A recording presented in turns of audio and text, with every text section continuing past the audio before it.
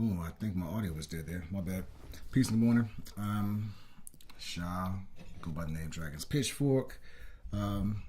It's because of that painting back there. That was where the name came from.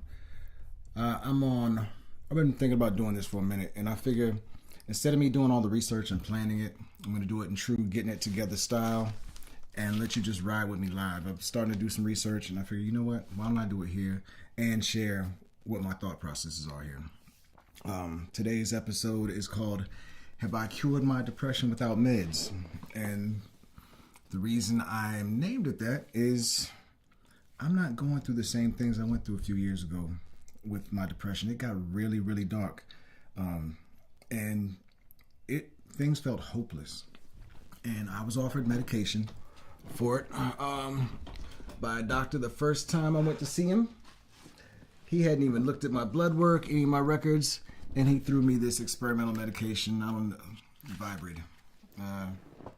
He tried to throw me this. I'm not gonna worry about it getting zoomed in, but the fact that he threw that at me so readily, and the fact that he threw that at me right after I switched doctors, because the doctor before that tried to give me blood pressure medication immediately without asking me what my dietary, how my diet was, what my exercise was like, and getting to know me and seeing if there were other factors that were contributing to my heart rate or my blood pressure at the time.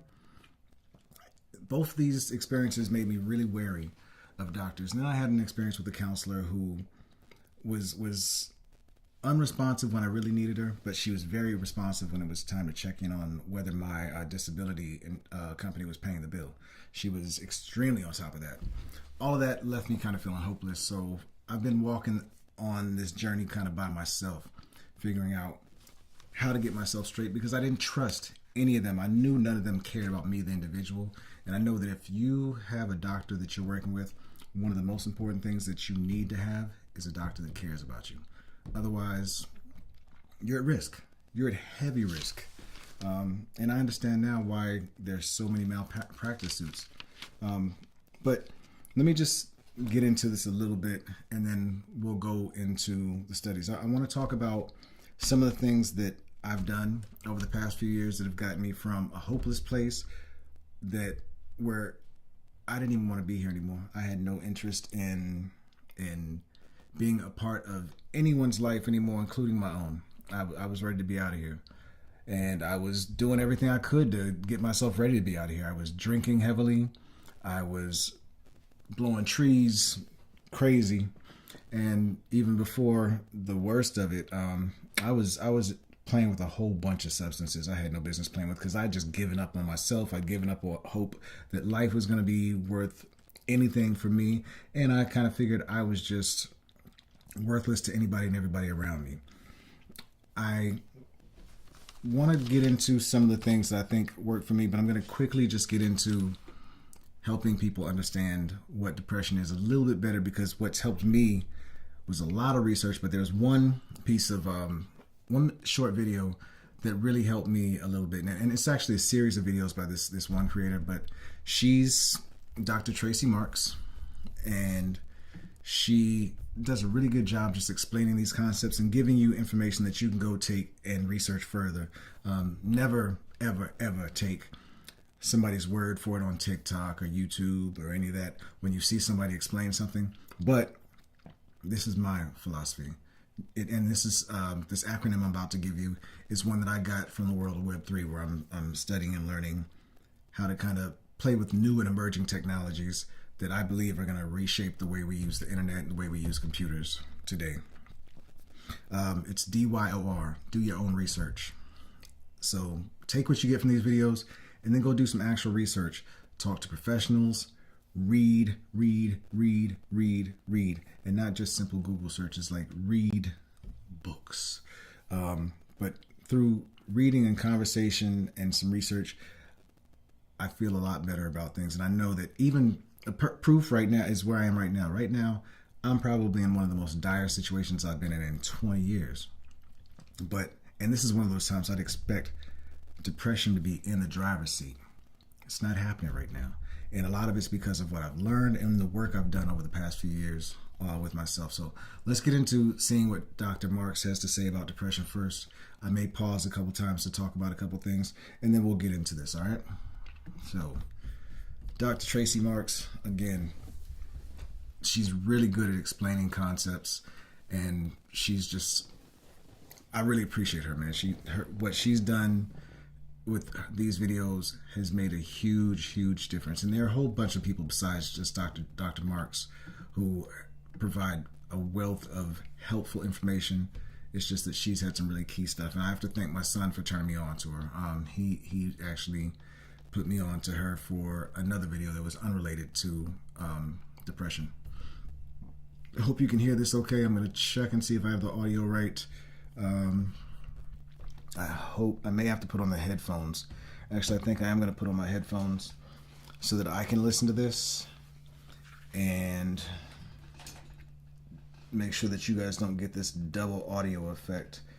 I guess I don't have the headphones I wanted to use, so you're going to have to watch me use my beat up junks. Actually, hold on. These aren't as beat up. Let's try these to see where my audio is. Bear with me for a second.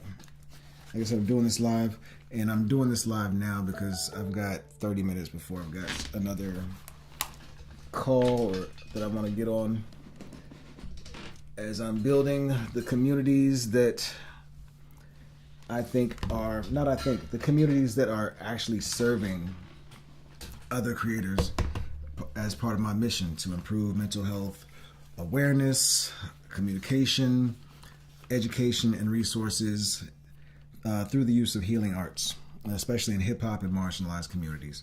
I'm really gung-ho on trying to pass along these lessons, and that's part of what's kept me going all this time too, is having a mission, having purpose.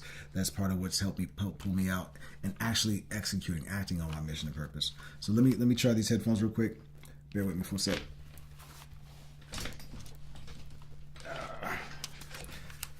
I'm still getting my lab back together since I just moved back home, so pardon all the roughness. Ooh, I hear my own voice in here. It sounds saucy. All right, let's go. We need to make sure I'm using OBS to these broadcasts in case you're interested in any of this. I'm going to change my output to Black Hole. It's a plugin I use inside of OBS to allow me to do what I'm doing here.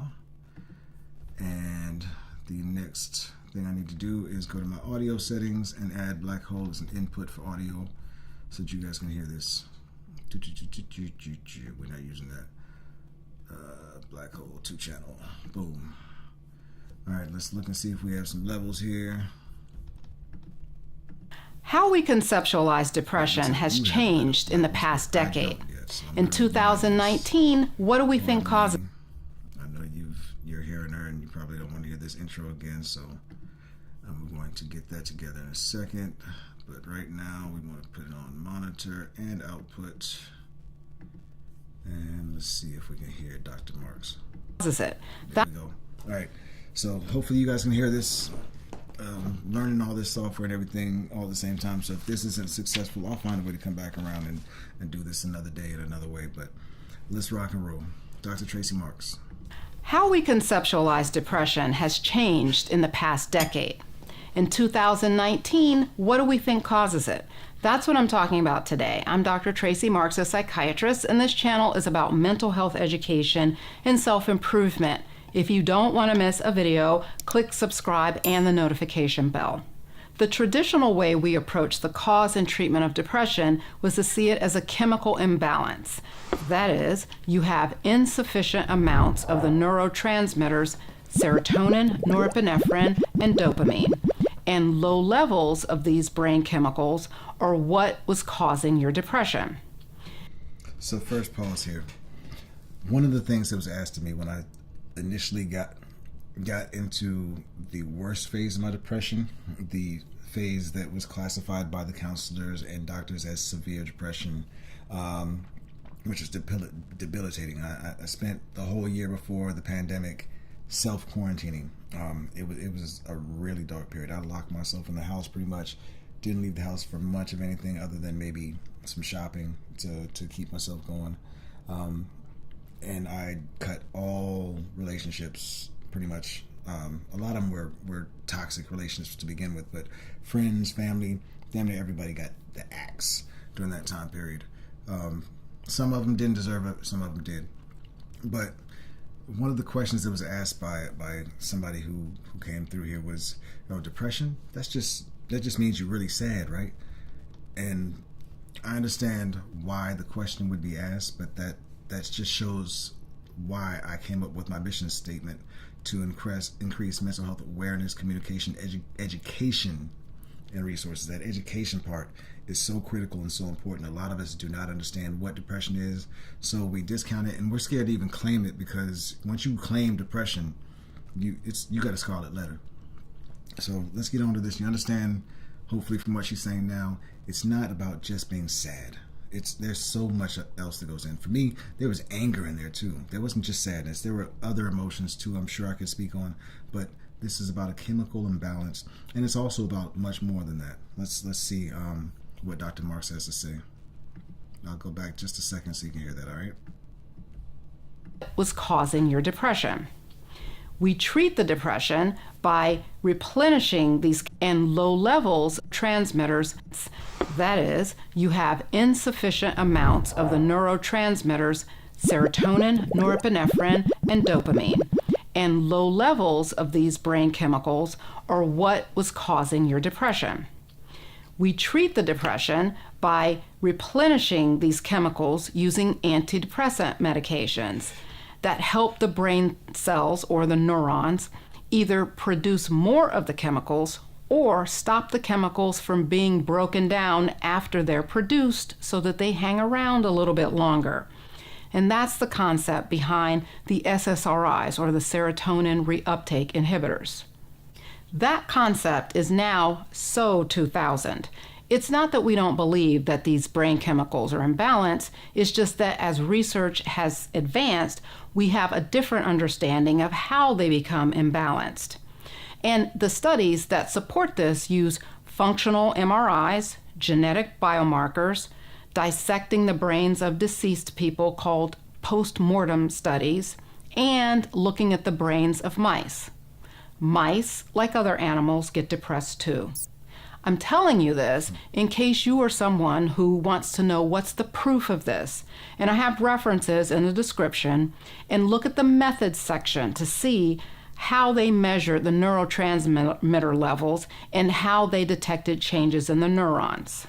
So now we see depression as caused by abnormal connections between the neurons, and this involves the concept of neuroplasticity. When cells don't connect properly, you get abnormal production of the brain chemicals. What? Hold on, stick with me here. Neuroplasticity is the process of the brain remodeling itself over time as we learn new things. Think of your brain as like your computer's central processing unit that functions through a complex circuit. The circuit is made up of neurons, which are nerve cells. As you learn new things, new circuit paths are formed and old unused paths disappear. These paths are just simply the nerve cells connecting to one another. The cells communicate by secreting chemicals. These neurotransmitters become the way that the cells transmit information. Donald Hebb was a psychologist who developed the theory called Hebbian theory of how nerve cells function in the brain. A catchphrase of his theory is that neurons that fire together wire together, and neurons that fire out of sync fail to link. So how does this relate to depression?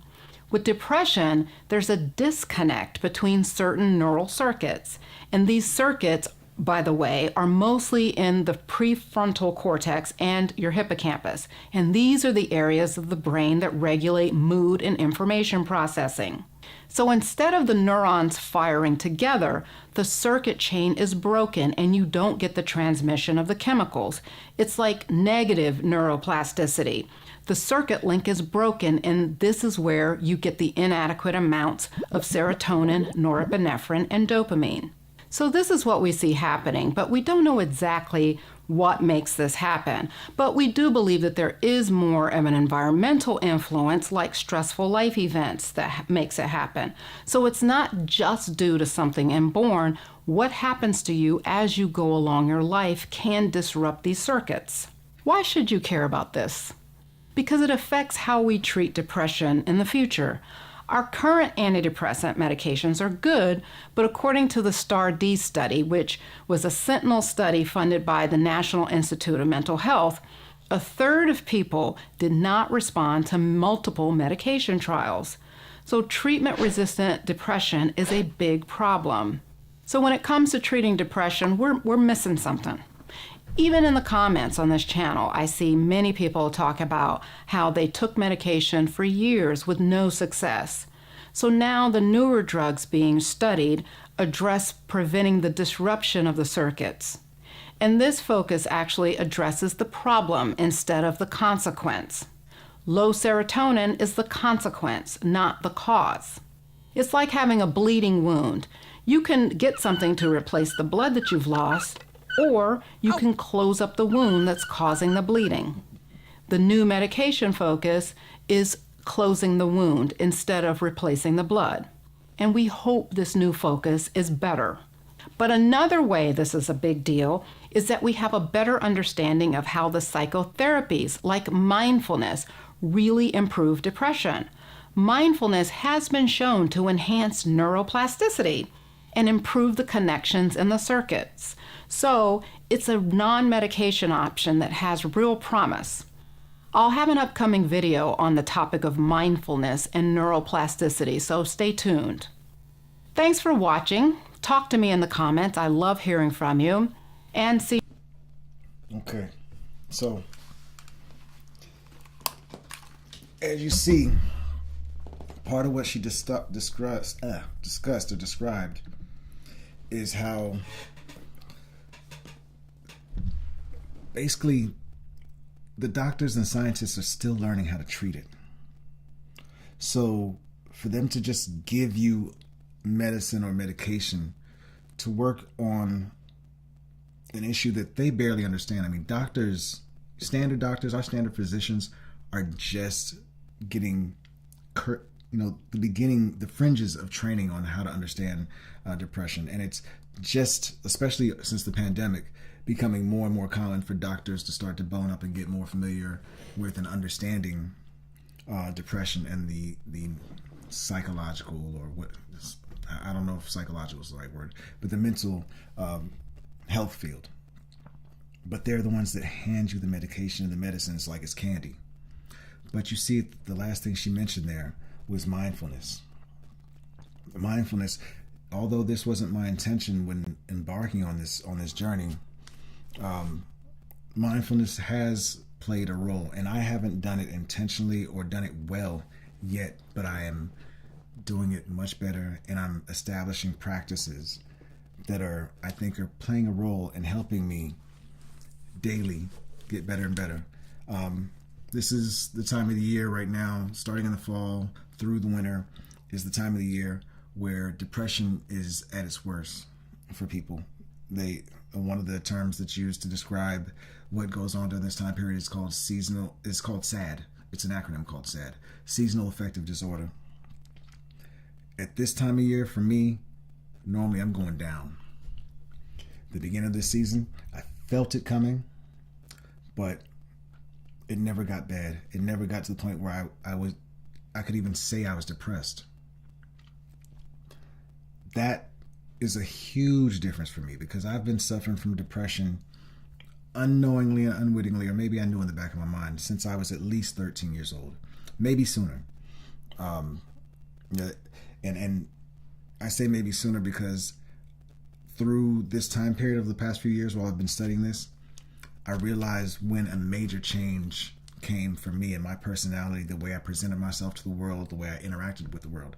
That was at age 8 when I was molested. I changed immediately, and I didn't realize that until looking back recently, sitting and having the time to look at my history. So that kind of opens up the door for what where I'm going right now on this. And this is part one because I want to make this a series. I'm hoping to have some conversation, some questions, some comments to make this a conversation where I learn more, hopefully you learn more, and maybe we make some progress together for a number of people in the realm of depression, because the answer is not, for a lot of us, the answer is not in these medications. For some of it is, and I don't shoot down anybody's need to use the medication or the effectiveness of the medication for some people. I just wasn't willing to try it, especially at the hands of doctors. The first of which, the one who offered me the blood pressure medication, was the same doctor I had for 11 years. The same doctor who, when I wanted to quit smoking, prescribed Chantix, didn't give me any heads up about the side effects and warnings. I had a psychotic episode. Could have landed me in jail. Could have got me in a whole lot of trouble. I told him about it. He's like, oh, okay. Well, so blah, blah, blah. He kept it moving. And this is the dilemma that a lot of black men, black people face when going to doctors. So you got to be really selective about your doctors. But reeling it back in, one of the things that started me on the path toward recovery, and I say I'm still in recovery, is I started writing down some notes just to kind of identify some of them. One of the first things that was helpful for me is getting out in nature, spending some time. It happened, again, inadvertently. I wasn't planning it, but had a dog. The dog needed to be walked. I was locking myself in the house. I wasn't dealing with people. The dog was my best friend. We got out on daily walks out there in a path nearby in the woods, and I didn't realize it was making a difference for me, but it started to. That was time that I had to disconnect from all the electronics. I would take the phone because I'd use it for the camera, and I was starting to learn photography and all that.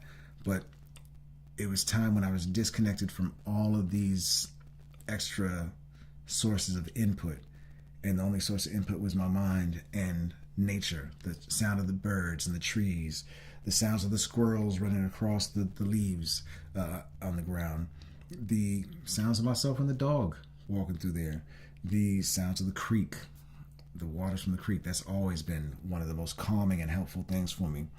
Didn't realize that was a form of medicine, but I promise you, that played a role. That has played a role in calming my soul. And it may not have started to change my brain chemistry, but it started to change the way I felt day to day, because I was taking some time to myself to disconnect from all of this outside input. And then when I say disconnecting from outside input, that actually kind of helps with some of my other notes. Other negative input. Family and friends. Not everybody, but a lot of them, because they didn't understand what I was going through, or because they were unhealed and hurting in their own ways, or suffering in their own ways and projecting their hurt through their actions. And me being the type of person I am, I'm very empathetic.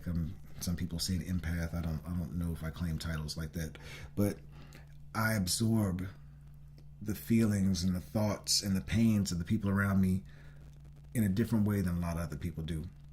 I take other people's pain on often as my own. I feel it, and I didn't have a way of taking on other people's pain and then letting go of that. So it would pile on into me. I had people who just had toxic habits that, because of the ways they were raised, and because they were a result of their own upbringing and their own traumas and their own experiences, they had habits that, for somebody who's more sensitive and more attuned to the thoughts and feelings of others, can be damaging. So I had to cut, not intentionally, and not with the plan as if I'm doing this to heal myself, but I had to cut a lot of those relationships, and it that made me feel lighter. I started carrying much less of other people's loads and started carrying my own load, and started to only have to worry about my own load. It did lead to some darker periods for a while, because there was the rumination, there was the guilt, there was the pain of understanding and feeling the darkness and the lack of consideration or lack of love that I had received from those people in the past, that stuff was hurting. So that kind of made the depression worse at some points in time. And it also, it made life feel, that's part of one of those things that made it feel like life wasn't worth living. It's like, okay, I'm alone here. But in the long run, cutting those relationships made room for me to create new relationships that filled me a little bit more. They were more fulfilling. They weren't damaging me or as damaging. There was also negative inputs. The news was constantly giving us reasons to feel scared, nervous, upset, angry about what's going on in the world. That played a role in my mindset, in my mind state. That played a huge role. And the news through YouTube, through TV, especially during the pandemic, I was watching a lot of that shit. And I could see that was making me go further down that dark hole. The more I paid attention to the news, especially about the pandemic itself. Social media, same thing. There are a lot of hurting, unhealed people out there telling their short stories or just sharing things that are the results of their own traumas. Taking all that in, again, a person like me, I absorb the thoughts and feelings of other people, and if I don't have a path to get those out of me, they end up sitting inside of me. That's weight on my shoulders, additional weight. So curating my social media feed, unfollowing people, removing people who from my followers lists who I felt bad about whenever I'd see their name or a reminder about them, getting them out of my circle, out of my way. I think that helped clear the path. It made more room for the type of content that was probably healthier, maybe healthier, that was less damaging for me to consume. Choice was another factor. I had to make the choice that, you know what, this is debilitating. This is causing things to get a lot worse for me. But I've got some choices I can make that can make things better for me. Again, cutting the input sources was one of the four types of choices I made. The choice not to give up and not to quit. That had to be a choice. It had to be a conscious choice. And a lot of that was helped because I was able to do something to make me feel better about the world. What I was able to do to make me feel better, one was, those nature walks, time spent with my dog, Zenny. But one of the other things that helped was the choice to create music, was to art. That was the main shining light when things were at their darkest for me. Making beats all hours of the night, around the clock. This house was thumping for months. A lot of it thanks to my man Sick for coming up and camping out on the couch for a few months when things were at their darkest. We made a lot of music, and making that music, those periods, even though I was a drunken, high mess through most of them, there was something therapeutic that was happening as a result. And I was able to, through the beats, through the music, I was able to speak in ways that I couldn't through words. Sometimes it was through the song title. Sometimes it was just through the action of what Yanni and I call transmuting, converting and changing those dark, negative energies into something else. Making beats was my first form of art. The next form was painting. Those paintings on the wall. Those are some of the things that I did during that period. I didn't know how to paint one lick before. I'd never painted shit before then. But that painting was time that I'd spend meditating in motion and, like I said, transmuting, converting that dark energy, those dark feelings, taking them out of my body, out of my mind, and putting them on that canvas made a big, huge difference. Finding a new talent. So those are the results of choice. Leaving the rat race was another one. And when I say leaving the rat race, I don't mean just leaving a toxic workplace, which was one of the things that kind of kicked me off into the darkest, the worst parts of my depression. It was definitely one of the sources for my depression escalating and getting as bad as it was, being in that toxic workplace. But leaving it leaving that toxic workplace gave me the room to stop having negative stressors, knives getting jabbed into me every day in the workplace, so that I could start to heal a little bit. Those wounds that I was getting every day through that workplace, non-existent for a while. That helped. Fortunately, I was somebody who made some decisions that enabled me to leave the workplace and stay away for a long time. Every financial advisor and most people will tell you never do this, but I chose to live off of my 401k for a while because I knew going back into a workplace at that time was going to be dangerous for me. I probably wouldn't have made it. But leaving the rat race altogether and taking the time to just get to know me and to get in touch with myself and finally spend time with myself made a huge difference. That time with myself, time with the dog, time in nature, all made a huge difference. And then I was fortunate enough, I consider myself the most fortunate person on the planet.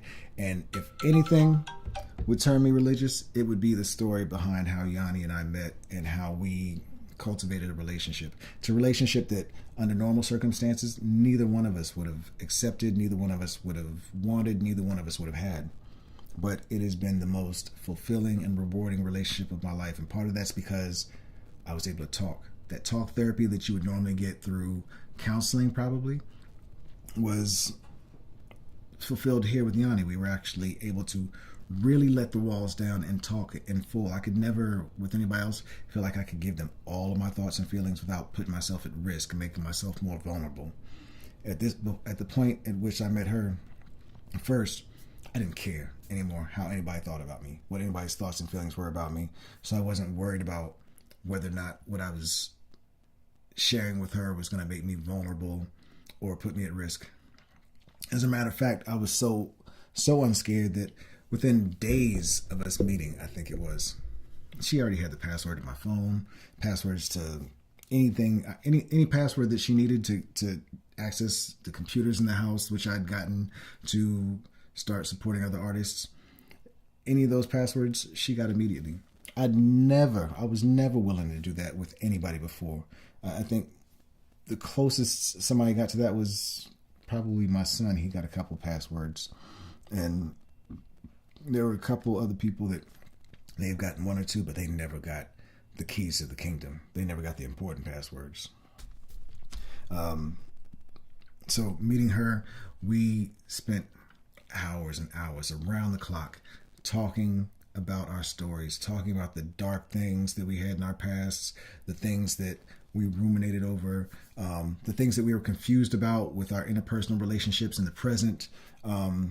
We helped each other by listening fully, by providing a sounding board and by providing no judgment, by learning not to give advice and suggestions. That was a hard one for me because I was raised in an environment where I was pre-programmed to always offer my thoughts, my suggestions. It took me a long time to break that habit. I'm still breaking it now, I know. But if you met me 3 years ago, you'd see a huge marked difference in that. So having somebody that I could trust and somebody I could talk to and really get these things out verbally helped. There was even a point at which back then when I was talking to myself out loud. So talking, getting the thoughts from just ricocheting around inside of the head, inside of my skull, made a big difference. Made a huge difference, man. Something else that made a huge difference is diet. Changed my diet. I was what I called, I can't remember what the term was now, but I was eating chicken, turkey, fish, and a whole bunch of junk. The Wendy's spicy chicken sandwich was my favorite thing ever. Wendy's fries, second favorite. I was a fast food junkie. I was eating a whole lot of crap. Over the past 3 years, actually it took the first year of the pandemic, I transitioned from eating all of those meats and all of that junk to at least cutting out the meats. I may have been eating some of the Beyond meats and stuff like that from time to time, and actually pretty frequently during that substitution phase or during that phase when I was during that phase when I was converting. But I really made a difference and felt a difference through eating primarily plant-based foods, through cooking my food myself, preparing my foods myself. We'd prepare the foods ourselves, and we got to do it in a way that was very similar to what I was doing with the painting, with the beats. It was art. Making meals became art. It became fun. And you could tell the food was made with love instead of just made out of necessity and made so that we could keep going. I was poisoning myself with what I was eating before that. And I had no idea. Made a huge difference. I keep talking about dog walks and everything, and nature walks. One other thing that played a big role besides everything else is Zen. That dog, and experiencing unconditional love for the first time since childhood. My childhood dog Digger was with me for 20 years, and I'd never felt a relationship or a bond like I felt with him. That was, as a matter of fact, when he died, that was probably one of the top 5 most painful moments of my life. And I was scared to really build a relationship with another dog and get close to another dog. And I never felt a bond or closeness to another dog. Zen, who, again, the story is much like the story with meeting Yanni. Very unlikely that I would have gotten him because I went to the pound to get a different dog. I looked at every dog but him. My daughter pointed him out and brought him to me when I was just like, okay, I'll settle for another dog. She brought him to me, and when I went outside with him to just with the person from the rescue, it was immediately clear that this was the dog for me, that this was my dog. And I was a bad dad for a long time. Was with my kids as well, but I was a bad dad with my dog for a long time. But he helped me learn how to accept unconditional love and then how to return it, and how to be more caring and how to be more understanding. I can't even describe how much of a difference having Zen has made and still makes in my life to this day. If I lost him today, I'd be hurt and crushed, but I know now I wouldn't fall into one of these depressive, I give up moments again, which is why I'm making this video. Is now I know that I'm not falling back into that darkness again. And a lot of it's because of a combination of all of these things. Is there anything else here that makes a difference for right now? Because I don't want this to be too long, and I just realized it's 11 o'clock. There's something else I want to get into, but this is the beginning of a series. I don't know how often I'll do it, but I'm hoping to get some conversation between me and a few people who are interested in this. But a couple other things, just real quick, is exercise helps a lot. Yoga included. Yoga is not just about exercise and about physical stretching and stuff. It's a form of moving meditation that is helping. But there are plans on what's next for me to continue this path of healing, this path of solidifying myself, and this path of making sure that depression doesn't have a path back into my life. So some of what's next, something I didn't believe in for the longest time, affirmations. I think I'm going to give them a shot. I actually started writing a rhyme that kind of speaks, that is kind of going to be the foundation for affirmations. I don't know if it's something I'll ever record, but I think it's helping me get my thoughts together. So affirmations, I'm going to start trying them. It sounds silly to me, to be honest. It sounds senseless, but everybody who does them says they work for them. So I've got to give it a shot. Something else is more and more exercise.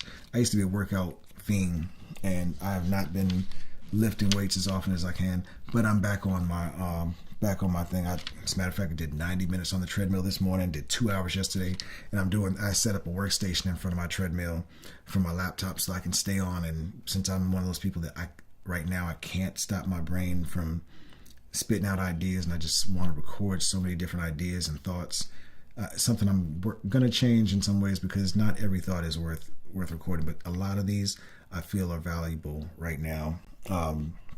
At least they're exercise for my brain.